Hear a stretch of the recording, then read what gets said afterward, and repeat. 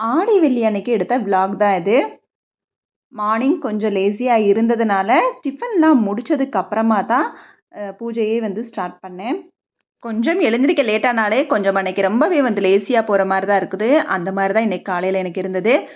பரவால்ல இருக்கட்டும் அப்படிங்கிறதுக்காக டிஃபன்லாம் முடிச்சுட்டு சாப்பிட்டதுக்கு அப்புறம் தான் பூஜைய வந்து ஸ்டார்ட் பண்ணேன்.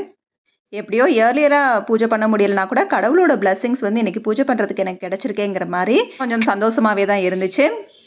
எல்லாருக்குமே எல்லா நேரம் பூஜை பண்ற பாக்கியம் வந்து கிடைக்காது. சில பேருக்கு சில நாள் அதுவும் முக்கியமா ஏதாவது ஒரு நாள்ல நல்லா வந்து பூஜை பண்ணணும்னு நெனச்சிருப்போம். அந்த நாள்ல கண்டிப்பா வந்து நம்மளுக்கு வந்து அமையாம போயிரும். அன்னைக்கு கடவுளோட அருள் வந்து நம்மளுக்கு கிடைக்கலையோ என்னவோ அந்த மாரி தான் எடுத்துக்கணும். ஸோ எது எப்படியோ நம்மளால முடிஞ்ச அளவுக்கு வீட்ல வந்து எப்பவுமே வந்து விளக்கேத்துற மாதிரி பார்த்துக்கங்க. ஸோ முடியாதவங்க ஒரு வீக்லி ட்வைஸ் ஆவது த்ரைஸ் ஆவது நம்ம வந்து விளக்கேத்துற மாதிரி பார்த்துக்கங்க. ஸோ இது வந்து தெய்வ கடாட்சம்ங்கிறத விட லக்ஷ்மி கடாட்சம்ங்கிற மாதிரி வந்து சொல்லலாம். வீட்டை எப்பவுமே லக்ஷ்மி கடாட்சமா வச்சுக்கோங்க. எனக்கு கிராசரியில் வந்து ஒன்ஸ் தீந்துருச்சுனாலே அடுத்து வந்து வாஷ் பண்ணிட்டு தான் யூஸ் பண்ணுவேன். இந்த தடவை வேணாம் அடுத்த தடவை வாஷ் பண்ணிக்கலாம் அப்படிங்கிற மாதிரி தோணவும் தோணாது. ஸோ அதனால் நேற்று ஃபுல்லாக வந்து ஜாடியெல்லாம் வந்து ஃபுல்லாக வந்து க்ளீன் பண்ணேன். ஸோ அதில் தான் ரீஃபில் பண்ணிகிட்டு இருக்கிறேன். இந்த விஷயம் நிறைய பேருக்கு தெரியும். அதாவது உப்பு, புளி, வத்தல் இதெல்லாம் வந்து ஜாடியில் தான் யூஸ் பண்ணணும். மெயினாக பிளாஸ்டிக்கில் வந்து யூஸ் பண்ணவே கூடாது. அது நிறைய பேருக்கு வந்து தெரியும். நியூலி மேரிட்னா கொஞ்சம் அது வந்து தெரிஞ்சுக்காமல் இருப்பாங்க. சில பேர் வந்து எதுக்கு இப்போ வந்து அது தேவையில்லாமல் மாற்றிக்கிட்டு அப்படிங்கிற மாதிரி இருப்பாங்க. ஸோ முடிஞ்ச அளவுக்கு மொத்தமாக வாங்க முடியலனா கூட ஒவ்வொன்றா கூட நம்ம வாங்கி இதெல்லாம் நான் எல்லாமே வந்து தனித்தனி பீஸாக தான் வாங்கினேன். ஒரே நாளில் எல்லா ஜாடியும் வந்து நான் வாங்கிடல. ஏன்னா எல்லாராலையும் எல்லா நேரத்துலையும் ஒரே தான் ஸ்பெண்ட் பண்ண முடியாது இல்லையா? ஸோ கிச்சனை பொறுத்த வரைக்கும் நான் எல்லாமே வந்து கொஞ்சம் கொஞ்சம் கலெக்ஷனாக தான் இருக்குமே தவிர்த்து மொத்தமாக எதுவுமே வந்து வாங்கி வைக்கிறதில்ல. இன்றைக்கி பட்ஜெட்டுக்கு தகுந்த மாதிரி பிளான் பண்ணி அதுக்கு தகுந்த மாதிரி தான் நான் வந்து கிராசரிஸ், பாட்டில்ஸோ இல்லை கிச்சனுக்கு வேறு ஏதாவது ப்ராடக்ட்ஸ் வேணும்னாலும் கொஞ்சம் கொஞ்சமாக நான் வாங்கின திங்ஸ் தான் இது எல்லாமேவும். அந்த மாதிரி தான் இப்போ நான் வந்து பண்ணிகிட்ருக்க விஷயம். பிளாஸ்டிக்கெல்லாம் அவாய்ட் பண்ணணும் கிச்சனில் அப்படிங்கிறதுக்காக கொஞ்சம் கொஞ்சமாக கிராசரிஸ்க்கு வந்து கிளாஸ் கண்டெய்னர்ஸ் வந்து வாங்கிட்டுருக்கிறேன். ஸோ அதனால் வீட்டுக்கு தேவையான பொருள் எதுவாக இருந்தாலும் நம்ம கொஞ்சம் கொஞ்சமாக வாங்கிக்கலாமே. வாங்கிக்கிட்டு ஐயோ நம்ம எதுக்குடா இவ்வளோ வாங்கணும் மொத்தமாக வாங்கிட்டோமேங்கிற ஃபீல் பண்ணுறதை விட வாங்குறதுக்கு முன்னாடி கொஞ்சம் யோசிச்சா இதெல்லாம் சரியாயிரும். அடுத்ததாக எல்லாராலையும் எல்லா நேரத்துலையும் சமையல் வந்து வாரம் வாரம் ஒரே மாதிரி வந்து வைக்க முடியாது. சம்டைம்ஸ் நம்மளால் மார்க்கெட் போக முடியாமல் இருக்கும். இல்லை சில காரணங்களுக்காக வாங்க முடியாமலும் இருக்கலாம். அதனால் காய்கறிகள் அந்த வீக் வாங்க முடியாமல் இருந்தால் கூட இந்த பொருள்லாம் இருந்தாலே 10 நாள் கூட வந்து சமாளிச்சிடலாம். எப்போவுமே எங்கள் வீட்டில் இருக்கிறது மீல் மேக்கர், சேமங்கிழங்கு, உருளைக்கிழங்கு, பெரிய வெங்காயம், சின்ன வெங்காயம், அப்புறம் பயறு வகைகள் ஏதாவது ஒரு 2 பயறு வகைகள் வந்து எப்போவுமே இருக்கும். ஸோ இதெல்லாம் இருந்தாலே நம்மளால் வீக் ஃபுல்லாக வந்து அதாவது 10 டேஸ்க்கு மேலே கூட சமாளிக்கலாம். ஏன் நம்ம இல்லத்தரசிகள் ரொம்பவே ஸ்மார்ட்டாக ஒரு சில நாள் வந்து ஒரு 3 டேஸ் இல்லாமல் கூட சமாளிப்போம். வெறும் தயிர் சாதம், ஊறுகாய் வச்சு சமாளிப்போம், உப்புமா போட்டு சமாளிப்போம். ஸோ அந்த மாதிரி உள்ளவங்க இதை வச்சு 10 நாள் ஓட்ட மாட்டோமா என்ன? அது கூடவே எப்போவுமே வந்து இட்லி தோசை மாவு இருந்துட்டா போதும். நல்லாவே வந்து நம்ம வந்து 10 டேஸை வந்து ஓட்டிடலாம்.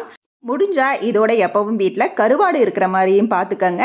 வீக்லி 2 டேஸ் வந்து முட்டை இருக்கிற மாதிரி பார்த்துட்டாலே போதும். 10 டேஸ்ன்னு அதுக்கு மேலேயே ஓட்டலாங்க.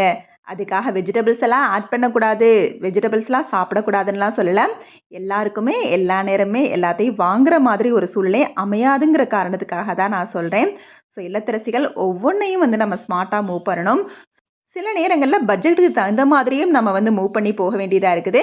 இதோட இன்னொரு பட்ஜெட் ஃப்ரெண்ட்லி அண்ட் ஹெல்த்தி என்னன்னு பார்த்தீங்கன்னா கீரை. அதையும் வீக்லி ட்வைஸ் சேர்த்துக்கிட்டோம் அப்படின்னா எப்படி எவ்வளோ ஸ்மார்ட்டாக பட்ஜெட்டோட நம்ம மூவ் பண்ணலாமோ அந்த மாதிரி நம்ம வீட்டை வந்து பட்ஜெட் ஃப்ரெண்ட்லியாக கொண்டு போகலாம். சின்ன சின்ன வேலைகளை முடிச்சதுக்கப்புறமா மதியானம் சமையல் ரெடி பண்ண ஆரம்பிச்சிட்டேன். இன்றைக்கி சமையலாக பருப்பு, ரசம், முருங்கைக்காய் பொரியல், அதோட அப்பளமும். சாம்பார் பருப்புன்னு வச்சாலே மேக்ஸிமம் வந்து அப்பளமும் ரெடி பண்ணிடுவோம். சூடாக சாதம் வச்சாலே வந்து அப்பளம் இல்லாமல் எப்படிங்கிற மாதிரி தான் இருக்குது. எப்போவுமே சாதம் அடிக்கிறதுக்கு முன்னாடி கொஞ்சம் நேரம் அரிசியை வந்து ஊற வச்சுட்டு அதுக்கப்புறம் வந்து சாதம் வேக வச்சுக்கலாம். அந்த மாதிரி தான் நான் எப்பவும் பண்ணுவேன். ஸோ அந்த மாதிரி சாதம் வச்சு விட்டுட்டேன், பருப்பும் வச்சு விட்டாச்சு. இப்போ முருங்கைக்காய் பொரியலுக்கு தான் ரெடி பண்ணிகிட்ருக்கிறேன்.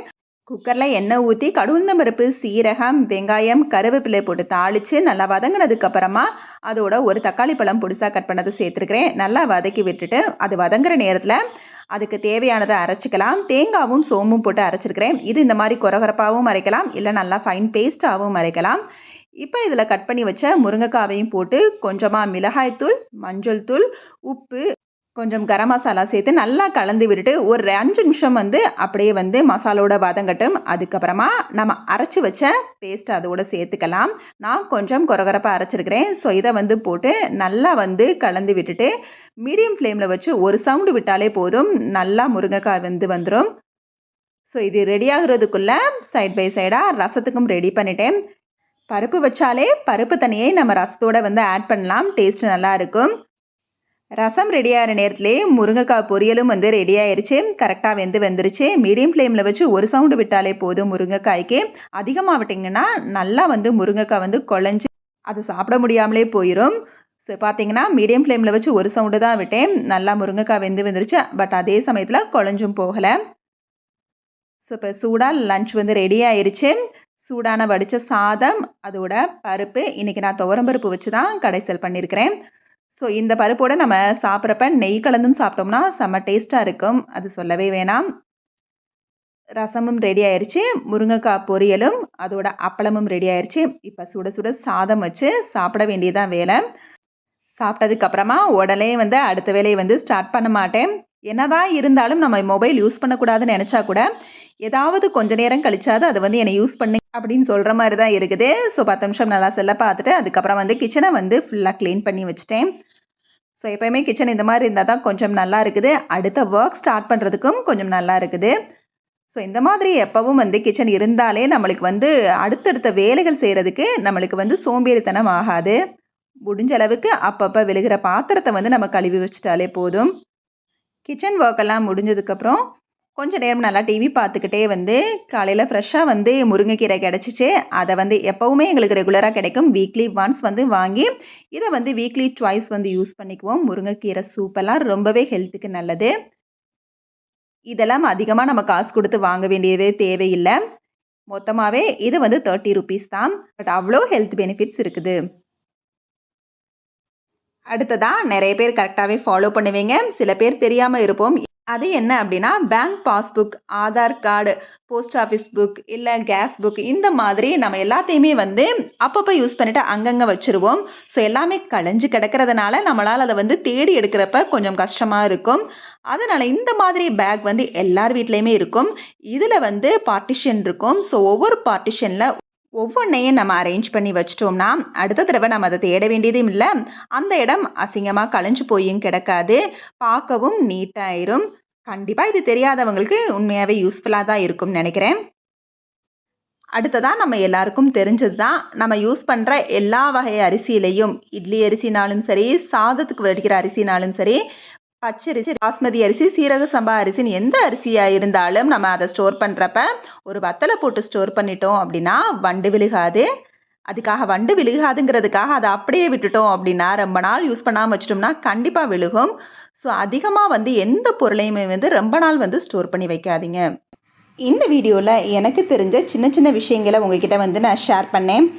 இதில் ஏதாவது உங்களுக்கு யூஸ்ஃபுல்லாக இருந்தால் கண்டிப்பாக லைக் பண்ணி அதை கமெண்ட்டில் சொல்லுங்கள். இந்த வீடியோ பிடிச்சிருந்துச்சுன்னா லைக் பண்ணி ஷேர் பண்ணி கமெண்ட் பண்ணுங்கள். மறக்காமல் நம்ம சேனலை சப்ஸ்கிரைப் பண்ணுங்கள். Okay, bye. தேங்க்ஸ் ஃபார் வாட்சிங்.